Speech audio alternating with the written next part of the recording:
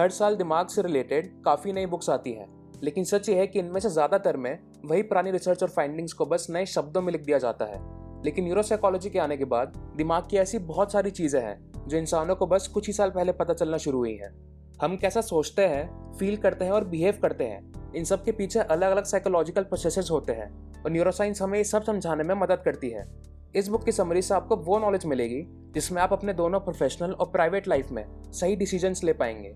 इनके अलावा आपको उन टूल्स के बारे में पता चलेगा जिससे आप गुड हैबिट्स डेवलप कर सकते हैं। इस बुक में आपको लोगों की पर्सनालिटी प्रोफाइल्स के बारे में भी पता चलेगा, जिसके मदद से आप खुद का परफॉर्मेंस बहुत बढ़ा सकते हैं। फ्रेडरिक फेब्रिटियस ने अपने बुक द लीडिंग ब्रेन में 3 कंसेप्ट्स को समझाया है: स्ट्रेस कैसे काम करता है, नींद कितनी ज़रूरी है और एक परफेक्ट टीम क्या होती है।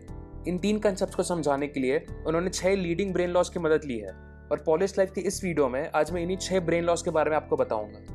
नंबर 1, पीक परफॉर्मेंस से पहुंचने के लिए हमें स्ट्रेस की ज़रूरत पड़ती है और हमें कितना स्ट्रेस चाहिए ये हमारे टेस्टोस्टेरोन लेवल पर डिपेंड करता है। अगर आपने कभी टेनिस या क्रिकेट खेला हो तो आपको शायद स्वीट स्पॉट के बारे में पता हो।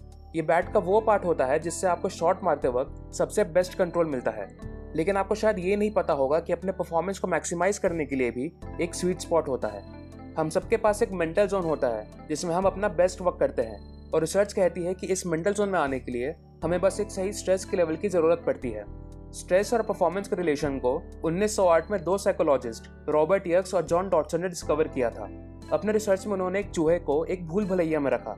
जब उस चूहे को बहुत कम इलेक्ट्रिक शॉक्स दिए गए तो वो किसी तरह उस भूल भुलैया से निकलने में सक्सेसफुल हो गया। लेकिन जैसे ही उसे थोड़ी ज़्यादा अमाउंट में इलेक्ट्रिक शॉक्स दिए गए तो वो चूहा पैनिक कर गया और एक ही जगह में बैठा रहा। इस रिसर्च से ये कंक्लूजन निकला कि पीक परफॉर्मेंस में आने के लिए स्ट्रेस का एक स्वीट स्पॉट होता है। ये चीज़ इंसानों के लिए भी सच है। जब स्ट्रेस का लेवल सही रहता है तो हम बेहतर तरीके से किसी चीज़ पर फोकस कर पाते हैं। अगर ये कम रहा तो हम बोर हो जाते हैं और ज़्यादा रहा तो पैनिक कर जाते हैं। तो कितना स्ट्रेस हमारे लिए सही रहेगा? रिसर्च कहती है कि पीक परफॉर्मेंस से पहुंचने के लिए मेन को वुमेन से ज़्यादा स्ट्रेस चाहिए होता है।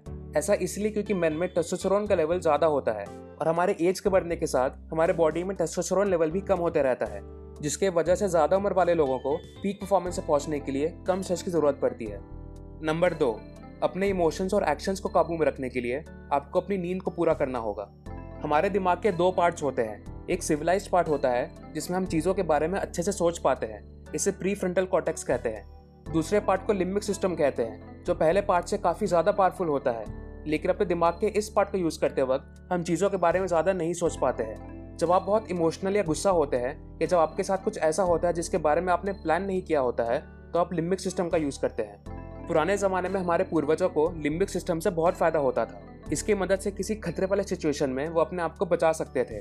सिविलाइज्ड पार्ट का यूज़ करते वक्त हमारा रिएक्शन टाइम काफ़ी कम हो जाता है।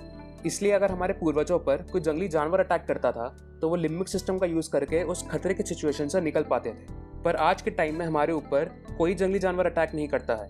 तो ये लिम्बिक सिस्टम इस तरह से इवॉल्व हुआ है कि इसका यूज़ तब होता है जब आप अपने दोस्त से झगड़ रहे होते हैं या फिर शायद आप ऑफिस में किसी कलीग से बहस कर रहे होते हैं। अपने लिम्बिक सिस्टम का कंट्रोल करने का सबसे अच्छा तरीका है कि आप अपनी नींद पूरी करें।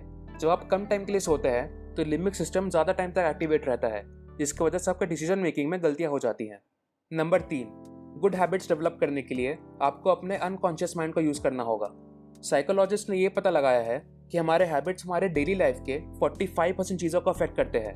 हमारे माइंड को हैबिट्स इतनी पसंद है क्योंकि हैबिट्स ब्रेन पावर का यूज़ नहीं करती हैं।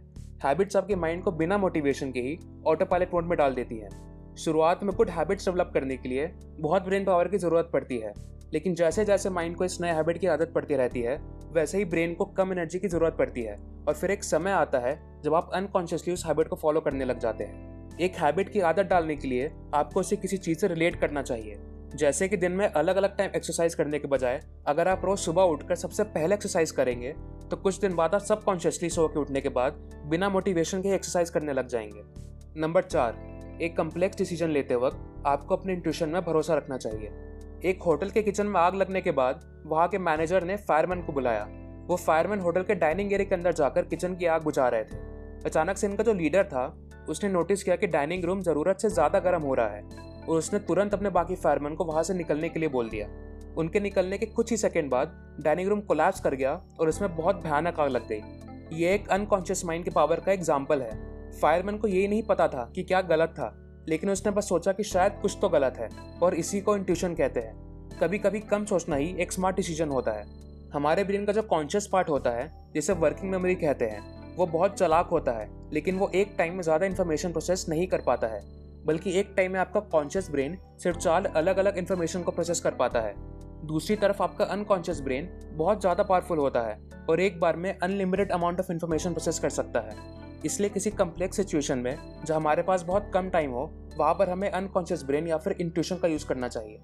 Number 5, diverse personalities and talent. Frederick Fabius हमने बुक में 4 तरह की पर्सनालिटीज़ को डिफाइन किया है: एक्सप्लोरर, बिल्डर, नेगोशिएटर और डायरेक्टर। और उन्होंने कहा है कि दुनिया का हर इंसान इन्हीं 4 पर्सनालिटीज़ में से किसी एक में आता है। एक्सप्लोरर वो लोग होते हैं जिन्हें पीक परफॉर्मेंस पाने के लिए दूसरों से ज़्यादा स्ट्रेस चाहिए होता है और इसकी वजह से ये लोग काफ़ी ज़्यादा रिस्क टेकिंग होते हैं। बिल्डर वो लोग होते हैं जो बहुत ज़्यादा डिपेंडेबल होते हैं और कोई भी डिसीजन लेने के पहले उसके बारे में बहुत गहराई में सोचते हैं। नेगोशिएटर वो लोग होते हैं जिनकी वर्बल कम्युनिकेशन स्किल्स काफ़ी अच्छी होती है और इन्हें आसानी से पता चल जाता है कि दूसरा इंसान क्या सोच रहा है या फिर क्या फील कर रहा है। और डायरेक्टर वो लोग होते हैं जो बहुत ज़्यादा कंपेटिटिव होते हैं और क्विक डिसीजन मेकिंग करते हैं। लाइफ में आगे बढ़ने के लिए आपको इन सभी तरह के लोगों के आसपास रहना चाहिए, लेकिन इनके बारे में आपको कुछ और चीज़ें पर ध्यान में रखनी पड़ेगी। एक्सप्लोरर बहुत जल्दी बोर हो जाता है और अगर उनके साथ कुछ एंटरटेनिंग नहीं किया गया तो वो शायद आपसे बात करना बंद कर देंगे। बिल्डर्स बहुत ज़्यादा ऑर्गेनाइज होते हैं और उन्हें ये बिल्कुल पसंद नहीं आएगा अगर आप उनके डेली रूटीन को चेंज करने की कोशिश करेंगे।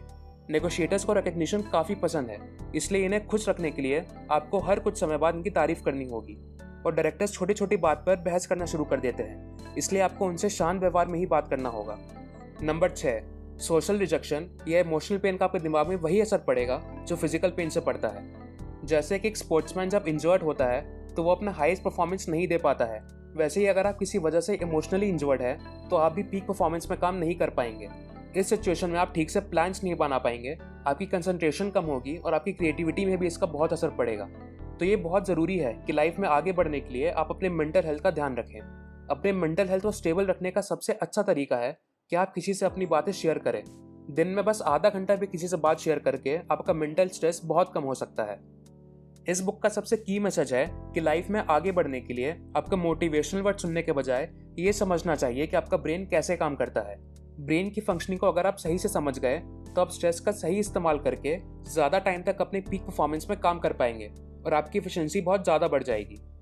अगर आपको ये वीडियो पसंद आई तो प्लीज़ इसे लाइक करें और सब्सक्राइब करना ना भूलें, क्योंकि मैं ऐसे ही साइकोलॉजी, मनी और लाइफ से रिलेटेड वीडियोस आपके साथ हर हफ्ते शेयर करूंगा। Thank you very much.